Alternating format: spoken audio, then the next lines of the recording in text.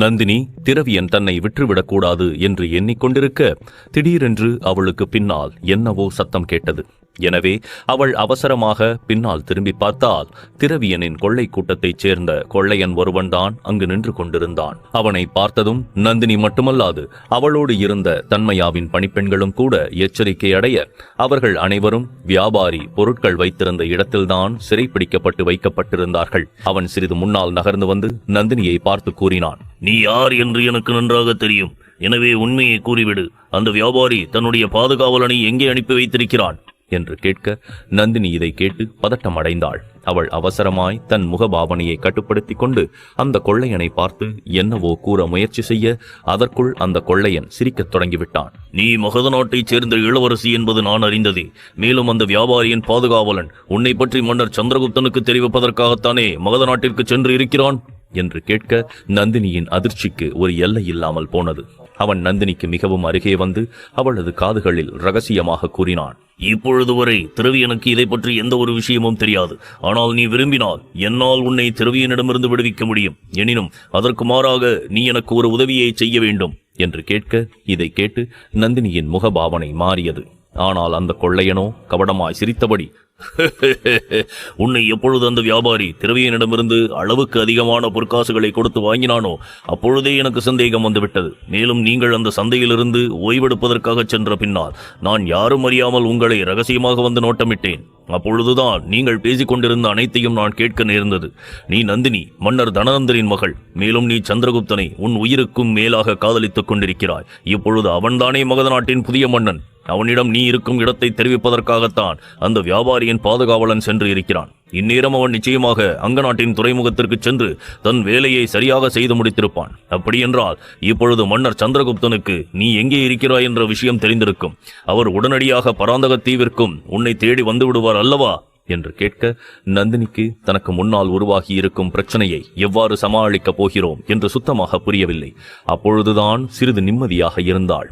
ஆனால் திடீரென்று அவளுக்கு முன்பு புதிய பிரச்சனை உருவாகி இருக்க அவளுக்கு அதிலிருந்து எப்படி தப்பிப்பது என்று தெரியவில்லை. ஆனால் அந்த கொள்ளையன் நந்தினியை விடாது, ஒருவேளை திரவியனுக்கு இது தெரிய வந்தால் அவன் என்ன செய்வான் என்று உனக்கு தெரியுமா என்று கேட்க நந்தினிக்கு இதை கேட்டு கோபம் ஏற்பட்டது. எனவே அவள் உடனடியாய், பெரிதாக என்ன செய்துவிடப் போகிறான்? இந்த உண்மை தெரிந்தால் எங்கள் அனைவரையும் கொன்று கடலில் வீசுவான், அவ்வளவுதானே என்று கேட்க அதற்கு அந்த கொள்ளையன் மர்மமாக கூறினான், உங்களை கொல்வது மட்டுமே அவனுக்கு இருக்கும் ஒரே வழி கிடையாது. அவன் உங்களை உயிரோடு வைத்துக் கொண்டு பராந்தகத்தீவிற்கு செல்லும் இந்த கப்பலின் திசையை மாற்றி வேறு ஏதேனும் ஒரு ரகசிய இடத்திற்கு கூட அழைத்துச் செல்லலாம். அப்படி சென்றால் நிச்சயமாக உனக்குத்தான் அது மிகப்பெரிய பிரச்சனையாய் உருவாகும். அதன் பின்பு நீ உயிர் பிழைத்தாலும் பிழைக்காவிட்டாலும் உன்னால் இறுதி வரை உன் உயிர் காதலனான சந்திரகுப்தனை சந்திக்க முடியாமலே போய்விடும் என்று கூற இதை கேட்டு நந்தினியின் மனதிற்குள் இருந்த காயம் மேலும் அதிகமானது. நிச்சயமாக அந்த கொள்ளையன் தன்னிடம் என்னவோ பெரிதாக எதிர்பார்த்துத்தான் இவ்வாறு செய்து கொண்டிருக்கிறான் என்று எண்ணியவள் பொறுமையாக வினவினாள், நீ இந்த உண்மையை திரவியனிடம் கூறக்கூடாது என்றால் அதற்காக நான் என்ன செய்ய வேண்டும் என்று கேட்க உடனடியாய் அந்த கொள்ளையன் நந்தினியின் செவிகளுக்கு அருகே சென்று, நீ எனக்காக திரவியனை கொல்ல வேண்டும் என்று கூற இதை கேட்டு நந்தினி அதிர்ந்து போனாள். மேலும் நடப்பது அனைத்தையும் தன்மையாவின் பணிப்பெண்கள் கூர்மையாக பார்த்து கொண்டிருக்க அவர்களும் அந்த கொள்ளையன் கூறிய விஷயத்தை கேட்டு மிகவும் ஆச்சரியமடைந்தார்கள். ஆனால் நந்தினி நம்ப முடியாது. நீ என்ன கூறுகிறாய்? என்னால் எவ்வாறு திரவியனை கொல்ல முடியும் என்று கேட்க அதற்கு அந்த கொள்ளையன் உடனடியாக கூறினான், திரவியனை கொல்வது கடினம்தான், ஆனால் முடியாத காரியம் கிடையாது. மேலும் இந்த கப்பலில் இருக்கும் உன்னால் மட்டும்தான் அவனை எளிதாக கொல்ல முடியும் என்று கூறியவன் நந்தினி புரியாமல் பார்ப்பதை பொருட்படுத்தாது தன்னிடம் இருந்த ஒரு சிறிய பெட்டியை எடுத்து நந்தினியிடம் நீட்டினான். இதற்குள் இந்த உலகத்திலேயே மிகவும் கொடூரமான ஒரு விஷயம் இருக்கிறது. இதை நாம் மனிதர்களுக்கு கொடுத்தால் உடனடியாக அது அவர்களது உயிரை குடித்துவிடும். மனிதர்கள் மட்டும் கிடையாது, மிகப்பெரிய மிருகமான யானைக்கு கொடுத்தால் கூட அது உடனடியாக இறந்து போய்விடும். நீ இந்த விஷத்தை திரவியன் அருந்தும் மதுவில் கலந்து அவனுக்கு தர வேண்டும் என்று கூற இதை கேட்டு நந்தினியின் குழப்பம் அதிகமானது. அவள் தயக்கமாய் அந்த கொள்ளையன் கொடுத்த பெட்டியை வாங்கி திறந்து பார்க்க உள்ளுக்குள் ஒரு சிறிய கண்ணாடி குடுவையில் நீல நிறத்தில் அந்த விஷம் ஆடிக்கொண்டிருந்தது. அந்த விஷத்தையும் எதிரே இருந்த கொள்ளையனையும் நந்தினி மாறி மாறி பார்க்க அந்த கொள்ளையன் எரிச்சல் அடைந்தான். நீ இங்கிருந்து தப்பிப்பதற்காக நான் உனக்கு மிகப்பெரிய வாய்ப்பை உருவாக்கி கொடுத்திருக்கிறேன். எனவே முட்டாள்தனமாக இதை மறுக்காது இதை பயன்படுத்திக் கொண்டு தப்பிப்பதற்கு வழியை பார். இல்லையென்றால் நானே நேரடியாக திரவியனிடம் சென்று நீ மறைத்துக் கொண்டிருக்கும் உண்மையை பற்றி கூறிவிடுவேன் என்று கூற அவன் அதை பேசி முடிக்கும் முன்பே நந்தினி கோபமாய் எழுந்து விட்டாள். அப்படியா, சரி, நீ தாராளமாக சென்று அவனிடம் கூறு. ஆனால் நானும் நீ என்னை அவனது மதுவில் விஷம் கலக்கும்படி கேட்டுக்கொண்டதாய் கூறுவேன். அவனை என் கைகளால் கொல்ல வேண்டும் என்று நீ வேண்டிக் கொண்டதாகவும் கூறுவேன் என்று மிரட்ட அதை அந்த கொள்ளையன் பெரிய விஷயமாகவே நினைக்கவில்லை. அவன் நந்தினியின் பேச்சை ஏதோ நகைச்சுவையை கேட்டது போல் கேட்டு சிரிக்கத் தொடங்கிவிட நந்தினி அவனை புரியாமல் கவனித்தாள். நீ இவ்வாறு சென்று கூறினால் திரவியன் உடனடியாக நம்பிவிடுவான் என்று எண்ணுகிறாயா? அவ்வாறு செய்தால் உன்னை விட பெரிய முட்டாள் இருக்கவே முடியாது இளவரசி. திரவியனை பொறுத்தவரை அனைத்து பெண்களும் பாம்பை போன்ற விஷத்திற்கு ஒப்பான மனதை படைத்தவர்கள்தான். அவர்கள் தங்களுடைய அழகாலும் தந்திரத்தாலும் மற்றவர்களை ஏமாற்றத்தான் முயற்சிப்பார்கள் என்பது திரவியனின் அசைக்க முடியாத எண்ணம். அவன் நாங்கள் கூறும் பொய்யை கூட உண்மையாக ஏற்றுக்கொள்வான்.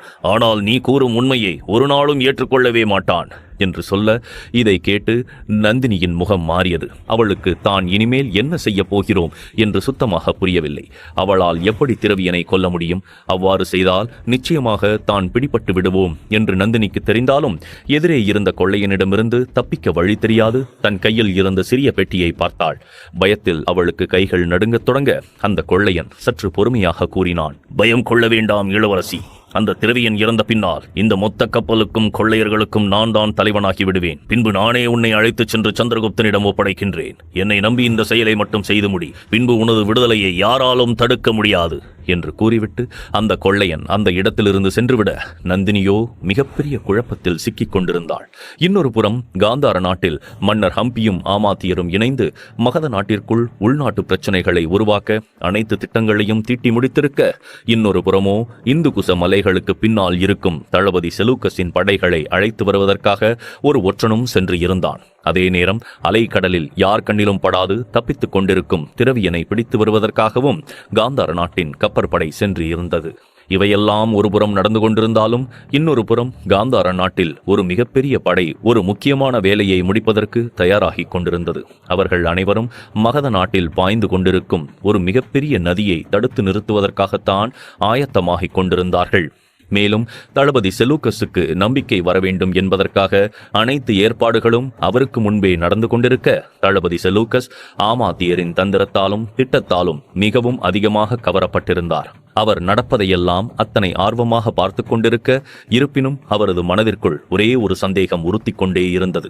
அவர் தன் அருகே இருந்த மன்னர் ஹம்பியை நோக்கி, மன்னா, உங்களுடைய இவ்வளவு பெரிய படையும் ஒன்றாக கிளம்பிச் சென்றால் நிச்சயமாக நீங்கள் ஏதோ ஒரு பெரிய போரை நடத்தப் போகிறீர்கள் என்றுதானே அனைவரும் எண்ணிக்கொள்வார்கள். மேலும் இத்தனை பெரிய படை ஒரு எல்லையை நோக்கி செல்லத் தொடங்கினால் நிச்சயமாக இந்த விஷயம் மன்னர் போரஸின் காதுகளை எட்டிவிடும். அவ்வாறு நடந்துவிட்டால் பின்பு மன்னர் போரஸ் சிறிதும் தயங்காமல் உங்களை எதிர்ப்பதற்கு தயாராகி அடுத்த கணமே போரை தொடங்கி விடுவார். இத்தோடு என்னுடைய எண்ணம் சரி என்றால் இப்பொழுது உங்களுடைய படையை விட மன்னர் போரஸிடம் இருக்கும் படைதான் அளவில் பெரியது என்று கூற, மன்னர் போரஸின் படையை பற்றி தளபதி செலூக்கஸ் சற்று உயர்வாக கூறிவிட்டதால் அதை கேட்டு மன்னர் ஹம்பியின் மனதில் பொறாமை உணர்வு அதிகமானது. ஆனால் அதற்கு மன்னர் ஹம்பி பதில் கூறும் முன்பே ஆமாத்தியர் அவசரமாக கூறினார், செலூக்கஸ் அவர்களே, நீங்கள் எண்ணுவது போல் இந்த மொத்த படையும் ஒன்றாக செல்லப் போவது கிடையாது. மாறாக அவர்கள் அனைவரும் தனித்தனியாக பிரிந்துதான் செல்லப் போகிறார்கள். ஒரு குறிப்பிட்ட எல்லையை கடந்த பின்பு அவர்கள் அனைவரும் ஒரே படையாக மாறி தாங்கள் செல்ல வேண்டிய இடத்தை நோக்கி முன்னேறத் தொடங்குவார்கள். இதில் நாங்கள் மாற்றம் செய்த ஒரு விஷயம் என்னவென்றால், இவர்கள் யாரும் வீரர்களுக்கான சீருடையில் செல்லப் போவது கிடையாது.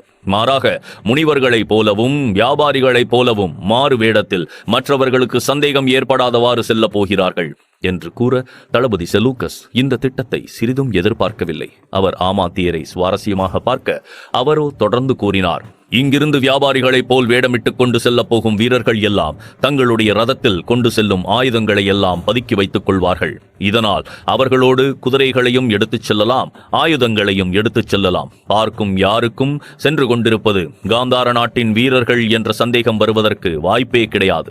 மாறாக சாதாரண வியாபாரிகள்தான் வணிகம் செய்வதற்காக குதிரையில் சென்று கொண்டிருக்கிறார்கள் என்று எண்ணிக்கொள்வார்கள்.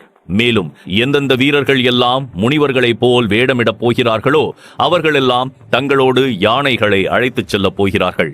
இங்கு பாரதத்தில் நிறைய முனிவர்கள் தங்களோடு யானைகளை அழைத்துச் செல்வது ஒன்றும் புதியது கிடையாது. இதுபோல் மக்கள் நிறைய விஷயங்களை பார்த்துவிட்டதால் அவர்களுக்கு யார் மீதும் சந்தேகம் வராது என்று கூற, இப்பொழுது ஆமாத்தியரின் திட்டத்தின் மீது தளபதி செலூக்கஸிற்கு முழு நம்பிக்கை உருவானது. ஆமாத்தியரால் இவ்வளவு தந்திரமாக திட்டமிட முடியும் என்று செலூக்கஸ் சிறிதும் எதிர்பார்க்கவில்லை. ஆனால் முனிவர்களைப் போல் வேடமிடும் வீரர்களோடு யானைகள் செல்வதுதான் அவருக்கு சிறிது வித்தியாசமாக தோன்றியது. அதை புரிந்து கொண்ட ஆமாத்தியர் ஒரு புன்னகையோடு, மன்னிக்க வேண்டும் செலூக்கஸ் அவர்களே, இறுதியாக உங்கள் மாமன்னர் அலெக்சாண்டர் இந்த பாரதத்திற்குள் நுழைவதற்கு முன்பு நிறைய பிரச்சனைகளை எதிர்கொண்டிருந்தார். அதற்கு மிகவும் முக்கிய பங்கு வகித்தது மன்னர் போரசுடைய படையினர்தான். ஆனால் அவர்கள் மறைமுகமாக எதிர்த்த பொழுதே அத்தனை பெரிய தாக்குதலை செய்ய முடிந்திருக்கிறது என்றால், நேரடியாக தாக்கியிருந்தால் நிச்சயமாக நீங்கள் எண்ணி பார்க்காத அளவிற்கு மோசமான எதிர்வினைகள் உருவாகி இருக்கும் என்று கூற, இதை கேட்டு செலூக்கஸிற்கு சிறிது எரிச்சலானது. ஆமாத்தியரே, உங்கள் நாட்டில் யானை படைகள் இருப்பது எங்களுக்கு சிறிது வித்தியாசமாக இருந்தாலும் எங்களது கிரேக்க படைகள் உங்களை விட எந்த விதத்திலும் பலத்தில் குறைந்தது கிடையாது. சொல்லப்போனால் உங்களுடைய வீரர்களை விட எங்களது கிரேக்க வீரர்கள் தான் உடல் அளவில் மிகவும் பலசாலியாக இருப்பார்கள். உங்களுடைய யானை படைகளை விட எங்களுடைய குதிரை படைகள் 2 மடங்கு அதிகம், அதை மறந்துவிட வேண்டாம் என்று கூற, செலூக்கஸ் தன்னுடைய பேச்சால் எரிச்சல் அடைவதை பார்த்து ஆமாத்தியருக்கு மனதிற்குள் மிகவும் கேலியாக இருந்தது. தன் முகத்தில் வர முயற்சித்துக் கொண்டிருந்த சிரிப்பை மறைத்தவர் எதுவும் பேசாது அமைதியாகிவிட, மன்னர் ஹம்பி அங்கிருக்கும் சூழ்நிலையை புரிந்து கொண்டு செலூக்கஸை பார்த்து கூறினார். இனிமேல் நீங்கள் எதை குறித்தும் கவலைப்பட வேண்டாம் செலூக்கஸ் அவர்களே. அடுத்த முறை மாமன்னர் அலெக்சாண்டர் இங்கே வரும்பொழுது நான் அவருக்கு 500 யானைகளை என்னுடைய அன்பு பரிசாக கொடுக்கிறேன் என்று சொல்ல, ஆனால் தளபதி செலூக்கஸ் தன்னுடைய மாமன்னரை அவமானப்படுத்தி விட்டதாக எண்ணினார். எனவே அவர் கடுமையான குரலில், மன்னா, நீங்கள் என்னுடைய மாமன்னரை என் முன்பே அவமதிக்கிறீர்கள் என்று கூற, மன்னர் ஹம்பி இதை கேட்டு நடுங்கி போய்விட்டார். இல்லை இல்லை செலூக்கஸ் அவர்களே, நீங்கள் எண்ணுவது போல் நான் தவறாக எதையும் கூற கிடையாது என்று சொல்ல, அதை செலூக்கஸ் ஏற்றுக்கொள்ளவே கிடையாது. மாறாக தன் கையை உயர்த்தியவர், போதும், இதுவே நீங்கள் செய்யும் முதலும் கடைசியுமான தவறாக இருக்கட்டும். இனிமேல் நீங்கள் இது போன்று முறை தவறி ஏதேனும் சொல்ல நேர்ந்தால் நான் என்ன செய்வேன் என்று எனக்கே தெரியாது என்று சொல்லிவிட்டு தளபதி செலூக்கஸ் கோபமாக அங்கிருந்து சென்றுவிட, மன்னர் ஹம்பியோ சற்று திகிலாக செல்லும் செலூக்கஸை பார்த்து கொண்டிருந்தார். ஆனால் ஆமாத்தியர் இதை பார்த்து மனதிற்குள் புன்னகைத்தார். அன்றைய தினம் மெதுமெதுவாய் முடிந்து கொண்டிருக்க, சந்திரகுப்தன் அரண்மனையின் மேல் மாடத்தில் நின்று கொண்டு மறைந்து கொண்டிருக்கும் சூரியனை விழியகலாது பார்த்து கொண்டிருந்தான். அவனது மனதில் ஒரு பக்கம் இருந்த நந்தினியை பற்றிய கவலை காலம் செல்லச் செல்ல அதிகமாகிக் கொண்டே இருந்தாலும், இப்பொழுது அவன் அழைத்து வந்திருக்கும் அந்நிய நாட்டு பெண்ணை பற்றிய கவலையும் புதிதாக சேர்ந்து கொண்டது. அவன் தன் மனதிற்குள், நான் அந்த பெண்ணை பாதுகாக்கவே இங்கே அழைத்து வந்தேன். ஆனால் அவள் நிஜமாகவே தளபதி செலூக்கஸின் உளவாளியாக இருந்துவிட்டால் நான் செய்ததை போன்ற ஒரு முட்டாள்தனம் உலகத்தில் இருக்கவே முடியாது. அந்த பெண்ணால் ஏதேனும் பிரச்சனை ஏற்பட்டால் நிச்சயமாக அனைவரும் என்னுடைய செயலைத்தான் தவறு என்று கூறுவார்கள் என்று எண்ணிக்கொண்டிருக்க அவனுக்கு மிகவும் வருத்தமாக இருந்தது. ஆனால் இவ்வளவு பிரச்சனைக்கும் காரணமான அந்த பெண் அப்பொழுது வரை தான் யார் என்ற உண்மையை கூறாது இருக்க சந்திரகுப்தனுக்கு அதை எண்ணியும் எரிச்சலாக இருந்தது. எனவே அவன் மனதிற்குள், நான் இப்பொழுதே அந்த பெண்ணிடம் சென்று அவள் யார் என்று கடுமையாக கேட்கப் போகிறேன். ஒருவேளை அப்படியும் அவள் தன்னுடைய அடையாளத்தை பற்றிய உண்மையை கூறவில்லை என்றால் அதற்கு மேலும் நான் அவளை இந்த அரண்மனையில் தங்க வைக்கப் போவது கிடையாது. உடனடியாக சில வீரர்களோடு அவளை தட்சசீலத்திற்கு அனுப்பி வைக்கப் போகிறேன் என்று எண்ணிக்கொண்டு அவன் உடனடியாக அந்த இடத்திலிருந்து கிளம்பி தன் அறையை நோக்கிச் செல்லத் தொடங்க, திடீரென்று அவனது பார்வை அருகே இருந்த தோட்டத்தை நோக்கிச் சென்றது. அங்கு அவன் கண்ட காட்சி சந்திரகுப்தனின் புருவங்களை சுருங்க வைக்க அவன் அவசரமாக தோட்டத்தை நோக்கி செல்லத் தொடங்கினான். ஏனென்றால் அங்கு சந்திரகுப்தன் அழைத்து வந்த அந்த அந்நிய நாட்டு பெண்தான் தோட்டத்தில் இருந்த செடிகளுக்கு பின்னால் மறைந்தபடி அரண்மனைக்கு பின்னால் யானைகள் கட்டி வைக்கப்பட்டிருக்கும் இடத்தைத்தான் நெருங்கிக் கொண்டிருந்தாள். அவளது எண்ணத்தை புரிந்து கொள்ள முடியாத சந்திரகுப்தன் சிறிது சத்தமாய், அங்கேயே நில் என்று சொல்ல, இதை கேட்டு அந்த பெண் அதிர்ந்து போய் அவசரமாக பின்னால் திரும்பி பார்த்தாள். அவளது முகத்தில் பயம் அப்பட்டமாய் தெரிய சந்திரகுப்தன் அந்த பெண்ணை கோபமாய் நெருங்கி கேட்டான், இப்படி ரகசியமாக எங்கே சென்று கொண்டிருக்கிறாய்? அவள் பயத்தில் சிறிது தடுமாறியபடி, பின்னால் இருந்து யானைகள் பிளிரும் சத்தம் கேட்டது, அதனால் தான் ஒரு ஆர்வத்தில் அதை பார்ப்பதற்காக அங்கு செல்ல முயற்சித்தேன் என்று சொல்ல சந்திரகுப்தன் அவளை உடனடியாக இடைவெட்டினான். ஆர்வத்தோடு சென்றாயா, இல்லை யாருக்கேனும் தகவல் அனுப்ப வேண்டும் என்று முயற்சி செய்கிறாயா என்று கேட்க, சந்திரகுப்தனின் இந்த கூற்றை கேட்டு அந்த கிரேக்க பெண் குழம்பி போய்விட்டாள். ஆனால் சந்திரகுப்தனோ விடாது, ஏன் இதற்கு முன்பு உனது கிரேக்க நாட்டில் நீ யானைகளை பார்த்ததே கிடையாதா? இல்லை உன்னுடைய மன்னருக்கு மகத நாட்டில் இருக்கும் யானை படையை பற்றி தெரிவிக்க வேண்டும் என்ற ஆர்வத்தில்தான் இங்கே வந்து விட்டாயா என்று கேட்க, இதை கேட்டு அந்த பெண் அதிர்ச்சியில் உறைந்து போய்விட்டாள். மேலும் அவள் தன் முகத்தை குனிந்தபடி, அப்படி என்றால் நான் கிரேக்க நாட்டைச் சேர்ந்தவள் என்பது உங்களுக்கு தெரிந்து போய்விட்டதா என்று கேட்க, சந்திரகுப்தனுக்கு அவளது பேச்சை கேட்டு மிகவும் ஆத்திரமாயிருந்தது. ஆம், அப்பட்டமாக தெரிந்துவிட்டது. மேலும் நீ இங்கே தனியாக வரவில்லை என்பதும் எனக்கு நன்றாய் தெரியும். சொல்லப்போனால் நீ கிரேக்க படையின் தளபதியான செலூக்கசுடன் தான் இங்கே வந்திருக்கிறாய் என்று சொல்ல, சந்திரகுப்தனின் கூற்றால் அந்த பெண் மிகவும் அதிர்ந்து போய்விட்டாள். நீங்கள் என்ன கூறுகிறீர்கள் மன்னா? என்னுடைய அப்பாவும் இங்குதான் இருக்கிறாரா என்றவள் கேட்க, இதை கேட்டு அதிர்வது சந்திரகுப்தனின் முறையானது. ஆனால் தான் தவறுதலாக தன்னை பற்றிய விஷயங்களை கூறிவிட்டோ என்று அந்த பெண் அமைதியாகிவிட, சந்திரகுப்தனோ தனக்கு எதிரே இருந்த பெண்ணை வியப்பாய் பார்த்தான். உனக்கு செலூக்கஸ் தளபதியை பற்றி தெரிந்திருக்கிறது, ஆனால் அவருக்கும் உனக்கும் என்ன சம்பந்தம் என்று கேட்க, அந்த பெண் சிறிது தடுமாற்றமாய், அவர் என்னுடைய எஜமானன் என்று கூற, சந்திரகுப்தன் இதை கேட்டு சிறிது குழம்பி போய்விட்டான். அவன் சந்தேகிக்கும் குரலில், நீ கூறுவதை கேட்டால் எனக்கு ஆச்சரியமாக இருக்கிறது.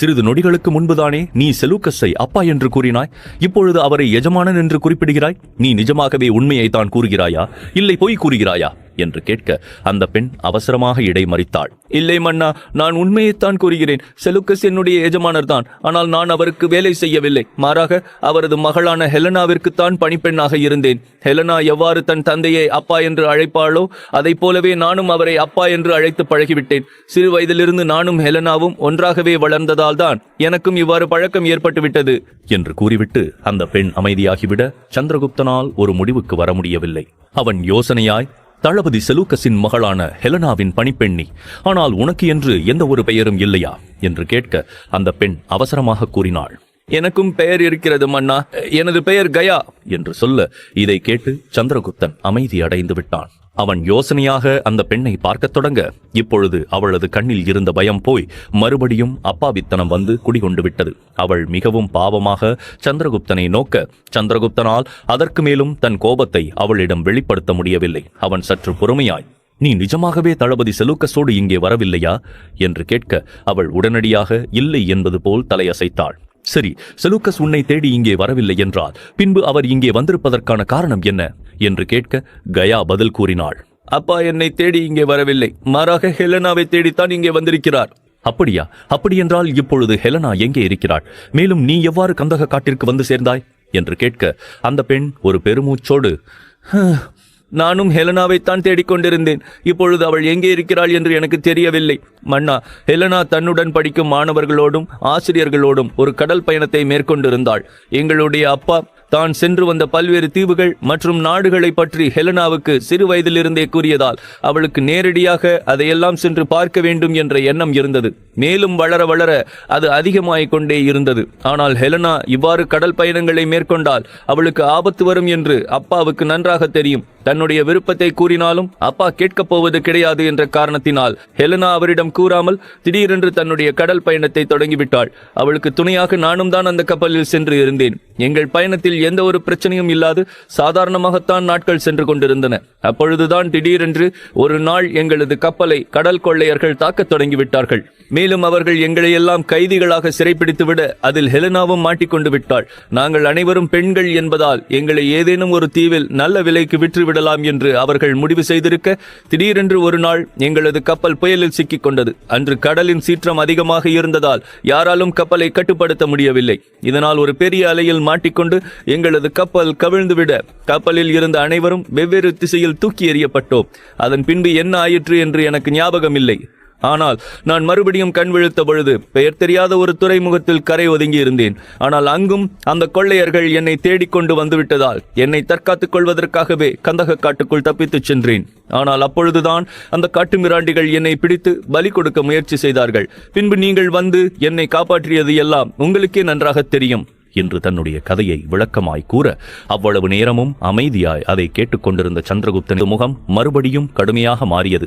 இதை பார்த்து அந்த பெண் சிறிது பயந்த குரலில், என்ன சிந்தித்துக் கொண்டிருக்கிறீர்கள் மன்னா? எனக்கு நீங்கள் மரண தண்டனை கொடுக்கப் போகிறீர்களா என்று கேட்க, சந்திரகுப்தனோ, நீ யாராக இருந்தாலும் பரவாயில்லை. இனிமேல் உன்னால் இங்கு இருக்க முடியாது. நீ உடனடியாக இங்கிருந்து செல்ல வேண்டும். இப்பொழுது செலூக்கஸ் காந்தார நாட்டில்தான் இருக்கிறார். அங்கு உன்னை பத்திரமாக அழைத்துச் செல்வதற்கு நான் அனைத்து ஏற்பாடுகளையும் பார்த்துக் கொள்கிறேன். முதலில் நீ இந்த நொடியே மகத நாட்டின் அரண்மனையை விட்டு கிளம்புவதற்கு தயாராகு என்று சொல்ல, இதை கேட்டு அந்த பெண் திடீரென்று பெரும் குரல் எடுத்து அழத் துவங்கிவிட்டாள். இல்லை மன்னா, தயவு செய்து எனக்கு இந்த தண்டனையை தராதீர்கள். ஹெலனாவை கண்டுபிடிக்காது நான் அப்பாவிடம் சென்றால் அவருடைய கோபம் எல்லாம் என் புறம் திரும்பிவிடும். பின்பு என்னை அவர் நிச்சயமாக மன்னிக்கவே மாட்டார். கோபத்தில் என்னை கொல்வதற்கும் வாய்ப்பிருக்கிறது. ஏனென்றால் அவருக்கு தன்னுடைய மகள் மீது அத்தனை அன்பு இருக்கிறது. ஹெலனாவை நன்றாக பார்த்து கொள்ள வேண்டும் என்ற பொறுப்பை அவர் என்னிடம்தான் கொடுத்திருக்கிறார். அவள் காணாமல் போனதற்கு எனக்கு மிகப்பெரிய பங்கிருக்கிறது. எனவே என்னை புரிந்து கொள்ளுங்கள். தயவு செய்து என்னை அப்பாவிடம் அனுப்பிவிடாதீர்கள் என்று கூற, சந்திரகுப்தன் இதை கேட்டு திடுக்கிட்டு போனான். அவனுக்கு என்ன செய்வது என்று தெரியவில்லை. அவன் தன் கோபத்தை இழுத்து பிடிக்க நினைத்தாலும் தன் முன்பு எந்த ஒரு ஆதரவும் இல்லாது அபலையாக நிற்கும் பெண்ணிடம் எவ்வாறு கோபத்தை காட்ட முடியும் என்று தடுமாறி போனான். ஆகையால் சிறிது பொறுமையாய், நீ இன்னும் எத்தனை காலத்திற்கு இங்கே இருக்கப் போகிறாய்? உனது நாட்டிற்கு திரும்ப வேண்டும் என்ற எண்ணம் உனக்கு இல்லையா? இங்கேயே இருந்து விடலாம் என்று திட்டமிட்டு விட்டாயா என்று கேட்க, அதற்கு அந்த பெண் அவசரமாக கூறினாள், இல்லை மன்னா, நான் முதலில் ஹெலனாவை கண்டுபிடிக்க வேண்டும் என்று சொல்ல, இதை கேட்டு சந்திரகுப்தன் சிறிது ஆச்சரியமடைந்தான். நல்ல விஷயம்தான். ஆனால் நீ எவ்வாறு அவளை கண்டுபிடிக்கப் போகிறாய்? மேலும் தனியாகவா கண்டுபிடிக்கப் போகிறாய் என்று கேட்க, அதற்கு அந்த பெண் உடனடியாக கேட்டாள், ஏன் நீங்கள் எனக்கு உதவி செய்ய மாட்டீர்களா மன்னா? உங்களை மிகவும் நல்லவர் என்று நான் எண்ணிக்கொண்டிருந்தேன். நீங்கள் உதவினால் நிச்சயமாக ஹெலனாவை கண்டுபிடித்து விடலாம் என்று சொல்ல, சந்திரகுப்தனுக்கு அதை மறுத்து கூற வேண்டும் என்று தோன்றியது. ஆனால் அந்த பெண்ணின் அப்பாவியான முகமும் பேச்சும் சந்திரகுப்தனின் மனதை பிசைய வேறு வழியில்லாமல் ஒப்புக்கொண்டான். சரி, நான் உனக்கு உதவி செய்கிறேன். ஆனால் நீ உடனடியாக உன்னுடைய அறைக்குச் செல். இனிமேல் நீ என்னுடைய அனுமதி இல்லாமல் அந்த அறையை விட்டு வெளியே வரக்கூடாது. புரிகிறதா என்று கேட்க, அதை உடனடியாக ஏற்றுக்கொண்ட அந்த பெண்ணும் பதட்டமாய் அங்கிருந்து ஓடத் தொடங்கினாள். ஆனால் சந்திரகுப்தனோ அதற்கு மேலும் அங்கு நிற்காது நேரடியாக ஆச்சாரிய சாணக்கியரின் அறையை நோக்கிச் செல்லத் தொடங்கிவிட்டான். ஆச்சாரிய சாணக்கியரின் அறைக்கு வந்த சந்திரகுப்தன் கயா கூறிய அனைத்து விஷயங்களையும் தெளிவாக கூற, இதை கேட்டு ஆச்சாரியரோ புன்னகைத்தார். அப்படி என்றால் இப்பொழுது தளபதி செலூக்கஸின் மகளான ஹெலனா காணாமல் போயிருக்கிறாள். அவளை தேடித்தான் இந்த முறை பாரதத்திற்குள் செலூக்கஸ் வந்திருக்கிறார். மேலும் அவர் தன்னுடைய மகள் காணாமல் போன கோபத்தில்தான் தன்னிடம் அகப்பட்ட அனைத்து கடற்கொள்ளையர்களையும் கொடூரமான முறையில் கொன்று காந்தார நாட்டிற்குள் பிணங்களை எல்லாம் ஊர்வலமாக எடுத்துச் சென்று இருக்கிறார். இதை மன்னர் ஹம்பி தனக்கு சாதகமாய் பயன்படுத்திக் கொண்டு நடந்ததை வேறு விதமாக திரித்துவிட்டார் என்று கூற, சந்திரகுப்தன் யோசனையாக கேட்டான், ஆச்சாரியரே, இப்பொழுது விஷயம் நாம் எதிர்பார்த்ததற்கு மாறாக திரும்பிவிட்டது. எனவே நமக்கு செலூக்கஸ் எந்த ஒரு பிரச்சனையும் கிடையாது அல்லவா என்று கேட்க, ஆச்சாரிய சாணக்கியர் மறுத்தார். அவ்வளவு எளிதாக ஒரு முடிவை எடுத்து விடாதே சந்திரகுப்தா. நிச்சயமாக இனி செலூக்கஸ் தன்னுடைய மகள் ஹெலனா கிடைக்கும் வரை இங்கிருந்து திரும்ப போவது கிடையாது. மேலும் இப்பொழுது காந்தார நாட்டில்தான் ஆமாத்தியரும் மறைந்து கொண்டிருக்கிறார். அதையும் நாம் நினைவு கொள்ள வேண்டும். தளபதி செலூக்கஸ் அங்கே இருக்கும் வரை அவரை பயன்படுத்திக் கொண்டு எப்படியாவது மன்னர் ஹம்பியும் ஆமாத்தியரும் தங்களுடைய திட்டங்களில் வெற்றி அடைய வேண்டும் என்று எண்ணுவார்கள். எனவே நாம் மிகவும் ஜாக்கிரதையாக இருக்க வேண்டும் என்று சொல்ல, சந்திரகுப்தன் உறுதியாக கூறினான், ஆச்சாரியரே, நான் ஏற்கனவே வரப்போகும் அனைத்து விதமான தாக்குதல்களையும் எதிர்கொள்வதற்கு தயாராகத்தான் இருக்கிறேன்.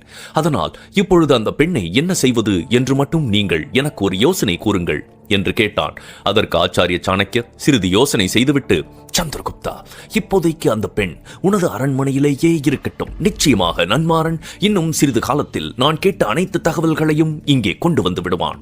அதனால் அதுவரை நாம் பொறுமையாக காத்திருக்கலாம். ஆனால் அதற்கு முன்பு நீ ஒரு முக்கியமான விஷயத்தை செய்து முடிக்க வேண்டும் என்று கூற, சந்திரகுப்தன் அவசரமாய் கேட்டான், கூறுங்கள் ஆச்சாரியரே, நீங்கள் என்ன கூறினாலும் அதை செய்து முடிப்பதற்கு நான் ஆயத்தமாக இருக்கிறேன் என்று சொல்ல, ஆச்சாரிய சாணக்கியரின் குரலில் சட்டென ஒரு மாறுதல் வந்தது. சந்திரகுப்தா, நாம் எண்ணியபடி நிறைய பெரும் நாடுகள் மகத நாடோடு இணைய மறுத்துவிட்டது. இதனால் நாம் ஏற்கனவே முடிவு செய்தபடி மகத நாட்டை இதற்கு மேலும் விரிவாக்கம் செய்ய முடியாது. நம்மிடம் ஒரே ஒரு வழிதான் எஞ்சி இருக்கிறது என்று கூற ஆச்சாரிய சாணக்கியரின் எண்ணத்தை சந்திரகுப்தன் புரிந்து கொண்டு சிறிது உற்சாகமான குரலில் கேட்டான். கூறுங்கள் ஆச்சாரியரே, நான் உடனடியாக அவர்களுக்கு எதிராய் போர் தொடுத்துச் செல்ல வேண்டுமா? ஏற்கனவே மன்னர் தனநந்தரை வீழ்த்துவதற்கு நாம் பெரிதாக எந்த ஒரு போரையும் நடத்த கிடையாது. எனவே நான் உடனடியாக ஒரு போரில் கலந்து கொள்வதற்கு ஆயத்தமாக இருக்கிறேன். மேலும் ஒரு வீரன் எத்தனை காலம்தான் போரில் இருந்து விலகியே இருக்க முடியும் என்று உற்சாகமாக கேட்க அவனது ஆர்வத்தை பார்த்து ஆச்சாரிய சாணக்கியர் புன்னகைத்து விட்டார். சந்திரகுப்தா, நாளை வரை உனக்குள் இருக்கும் இந்த வீரனை நீ கட்டுப்படுத்தி வைத்திருப்பதுதான் நல்லது. நாளை மன்னர் உக்கிரசேனரும் சம்புநாதரும் தங்களது வேலைகளை முடித்துவிட்டு இங்கே திரும்பி விடுவார்கள். செந்தூரன் கூட நாளை இங்கே திரும்புவதற்கு வாய்ப்பிருக்கிறது என்று கூற சந்திரகுப்தன் அதை உடனடியாக ஒப்புக்கொண்டு ஆச்சாரிய சாணக்கியரிடம் விடை பெற்றுக் கொண்டு அங்கிருந்து செல்லத் தொடங்கினான். இன்னொரு புறம் மாலை முடிந்து இரவு தொடங்கியிருக்க திரவியனின் கப்பலில் இருந்த நந்தினியோ மிகவும் பதட்டமாக இருந்தாள். தன்னால் அந்த கொள்ளையன் கூறியபடி திரவியனை அவ்வளவு எளிதாக கொல்ல முடியுமா என்று மிகவும் யோசித்த நந்தினி அவன் கொடுத்த சிறிய பெட்டியை தன்னுடைய ஆடைகளுக்குள் மறைத்து வைத்திருந்தாள். அன்று இரவு நந்தினி விலை உயர்ந்த பட்டுத் துணிகளை அணிந்து மிகவும் அழகாய் ஒப்பனை செய்து தேவலோக பெண்ணை போல் நின்று கொண்டிருக்க அவளது முகம் மட்டும் மிகுந்த கலக்கத்தோடு இருந்தது. அவள் தனது மனதிற்குள் திரவியனை எப்படி எதிர்கொள்ளப் போகிறோம் என்று பலவிதமாக யோசித்து வைத்திருந்தாள். அப்பொழுது அவள் அருகே வந்த அதே கொள்ளையன் சற்று பொறுமையாக கூறினான். திரவியன் உன்னை அழைக்கிறான் இளவரசி, உடனடியாகச் செல். ஆனால் ஜாக்கிரதை, கொடுத்த வேலையை கச்சிதமாக முடித்துவிடு. ஏதேனும் பிரச்சனை வந்தால் பின்பு நான் உன்னை உயிரோடு விடமாட்டேன். தப்பிக்க வேண்டும் என்ற எண்ணத்தோடு இந்த வேலையை செய்து முடி என்று கூறிவிட்டு அந்த கொள்ளையன் அங்கிருந்து வேறு ஒரு இடத்திற்கு சென்றுவிட இளவரசி நந்தினி தன்னை நிதானப்படுத்திக் கொள்வதற்காக பெரும் மூச்சுகளை எடுத்துக்கொண்டாள். அவள் உடனடியாய் தனக்காக காத்துக் கொண்டிருக்கும் திரவியனின் அறையை நோக்கி செல்லத் தொடங்க தூரத்திலிருந்து அவள் போவதை அந்த கொள்ளையன் பார்த்து கொண்டிருந்தான். ஆனால் அவன் தனியாக இருக்காது, தன்னோடு நிறைய கொள்ளையர்களோடு அங்கு நின்று கொண்டிருக்க அவர்கள் அனைவரும் நந்தினியைத்தான் பார்த்து கொண்டிருந்தார்கள். திரவியனின் அறை கதவை நந்தினி அடைந்ததை கண்ட அந்த கொள்ளையன் தன் அருகே இருந்த மற்ற கொள்ளையர்களை பார்த்து கூறினான். நிச்சயமாக இன்று இளவரசி திரவியனை கொலை செய்து விடுவாள். பின்பு என்ன செய்ய வேண்டும் என்று உங்களுக்கு நன்றாக நினைவிருக்கிறது அல்லவா? நீங்கள் அனைவரும் உடனடியாக என்னைத்தான் உங்களது தலைவனாக ஏற்றுக்கொள்ள வேண்டும். அதில் ஏதேனும் விவாதங்கள் ஏற்பட்டால் பின்பு நான் பொல்லாதவனாக மாறிவிடுவேன் என்று கூற அதற்கு ஒரு கொள்ளையன் அவசரமாக கூறினான். அதை பற்றி நீ ஒரு கவலையும் கொள்ள வேண்டாம். நிச்சயமாக நாங்கள் அனைவரும் உன்னைத்தான் தலைவராக ஏற்றுக்கொள்வோம். ஆனால் திரவியனின் கூட்டாளிகளை எல்லாம் என்ன செய்வது? அவர்கள் இப்பொழுதும் நம்மை விட எண்ணிக்கையில் அதிகமாக இருக்கிறார்கள்.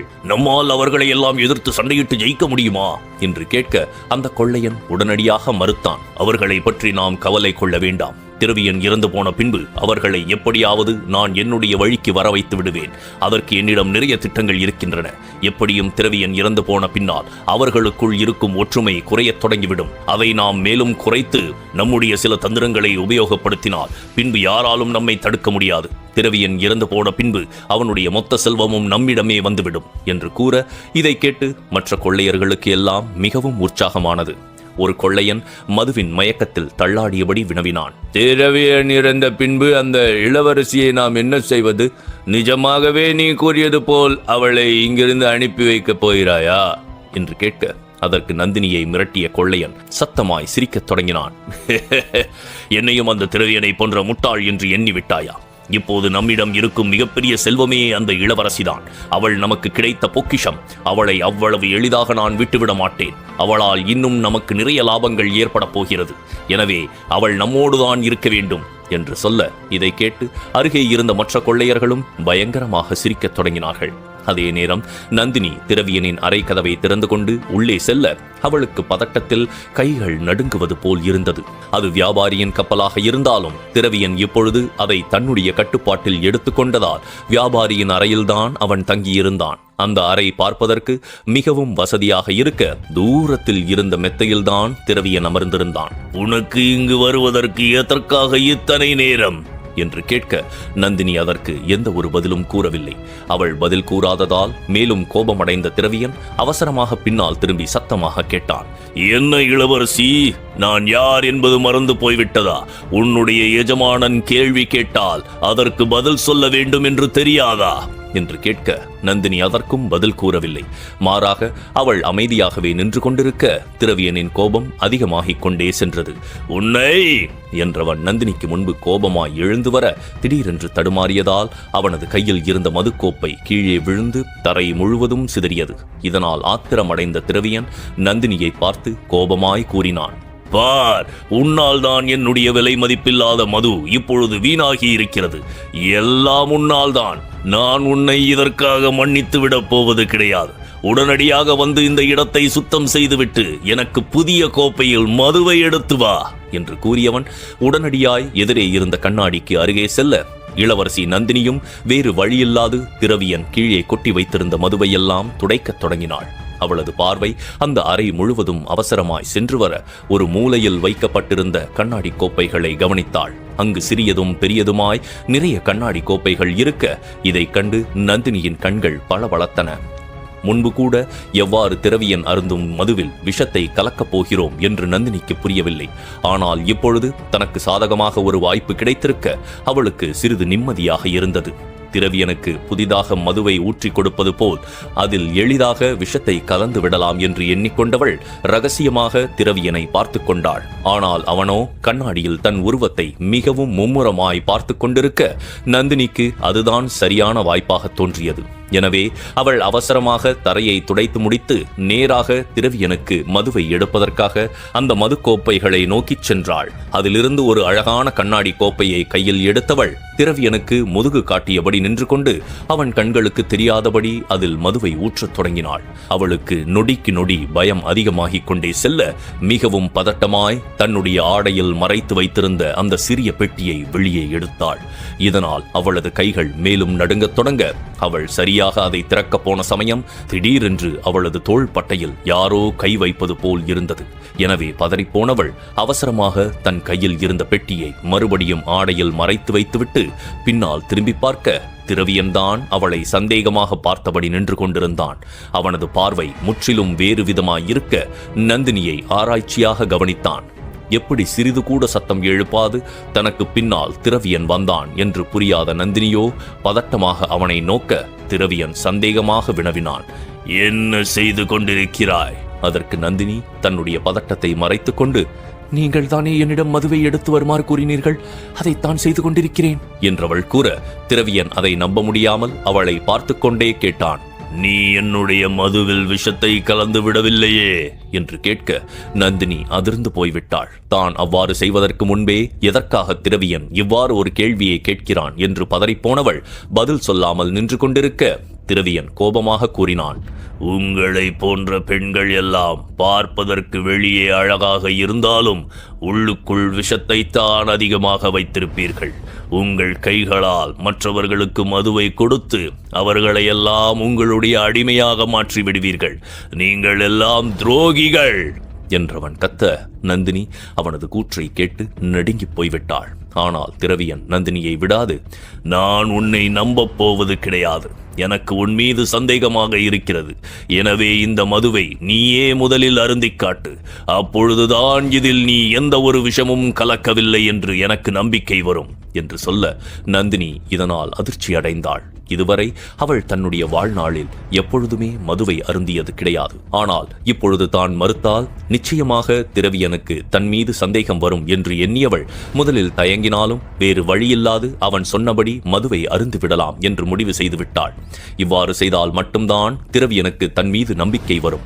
அந்த நம்பிக்கையை பெற்றால்தான் திரவியன் அடுத்து அருந்த போகும் மதுவில் விஷத்தை கலக்க வாய்ப்பும் கிடைக்கும் என்று எண்ணிக்கொண்டவள் அந்த மகாதேவனை மனதிற்குள் எண்ணிக்கொண்டு மெதுவாய் அருகே இருந்த மது கோப்பையை எடுத்து தன் உதட்டின் அருகே கொண்டு சென்று 2 மிடறுகள் விழுங்கினாள். இதை பார்த்ததும் திரவியனின் கண்களில் நம்பிக்கை வந்துவிட்டது.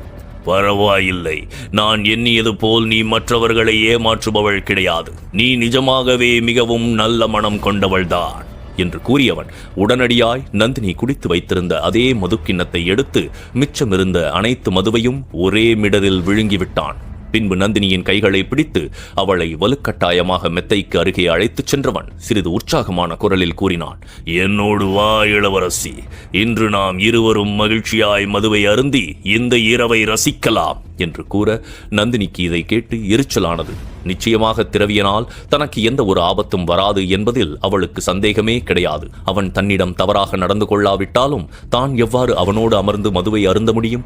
இப்பொழுது கூட அவனை நம்ப வைப்பதற்காகத்தானே மதுவை அருந்தினோம். ஆனால் இரவு முழுவதும் அருந்த வேண்டுமென்றால் பின்பு நான் எவ்வாறு அவனது மதுவில் விஷத்தை கலக்க முடியும் என்று எண்ணிக்கொள்ள அவளால் சட்டென்று ஒரு முடிவுக்கு வர முடியவில்லை. இருப்பினும் அவள் தன் மனதிற்குள், இல்லை நந்தினி, நீ இதை மறுக்கக்கூடாது. நீ எண்ணியதை விட இந்த திரவியன் மிகவும் தந்திரமானவனாக இருக்கிறான். நீ இனிமேல் அவனது எண்ணங்களுக்கு மறுப்பு கூறினால் நிச்சயமாக ஏதோ ஒரு தவறைத்தான் செய்யப் போகிறாய் என்று கண்டுபிடித்து விடுவான். இதனால் நீ சந்திரகுப்தனை சந்திக்க இருக்கும் இறுதியான வாய்ப்பும் உன்னை விட்டு சென்றுவிடும். எனவே உன் கையில் இருக்கும் வாய்ப்பை நழுவ விட்டு விடாதே என்று நினைத்த நந்தினி சற்று நிதானம் அடைந்தாள். இனி நந்தினி என்ன செய்யப் போகிறாள்? அவள் எண்ணியபடி திரவியனின் மதுவில் விஷத்தை கலந்து விடுவாளா? ஆச்சாரிய சாணக்கியரின் அடுத்த கட்ட முடிவுகள் என்ன? மேலும் தெரிந்து கொள்ள தொடர்ந்து கேளுங்கள்.